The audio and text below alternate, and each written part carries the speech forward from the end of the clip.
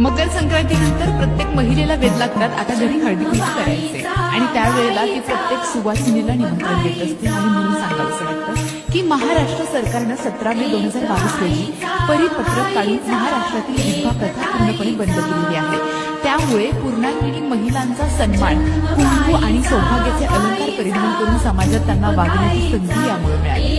आता सगळ्यात महत्त्वाचं आपण आपल्या हळदी कुंकवाला शोधत असतो की सुवासिनी सौभाग्यवती ज्यांचे मिस्टर जिवंत आहेत अशा महिला, पण ज्यांचे पती अकाळी गेलेले आहेत त्या महिलांसाठी आपण असे कोणते उपक्रम राबवतो का? अजिबात नाही। उलट आपण त्यांना सतत जाणीव करून देतो की तुम्ही हळदी कुंकवाच्या समारंभासाठी येऊ शकत नाही, मग त्यांनी आपलं तोंड घेऊन कुठेतरी आड बाजूला लपायचं आणि अशा हळदी कुंकू समारंभापासून वेगळं राहायचं, अलिप्त राहायचं। ही रूढी परंपरा आपल्या आजच्या 21व्या शतकातील ज्या शिकलेल्या महिला आहेत त्यांनी आणलेली आहे आणि म्हणून सांगावंसं वाटतं अगं आज तिच्यावरती वेळ आहे, उद्या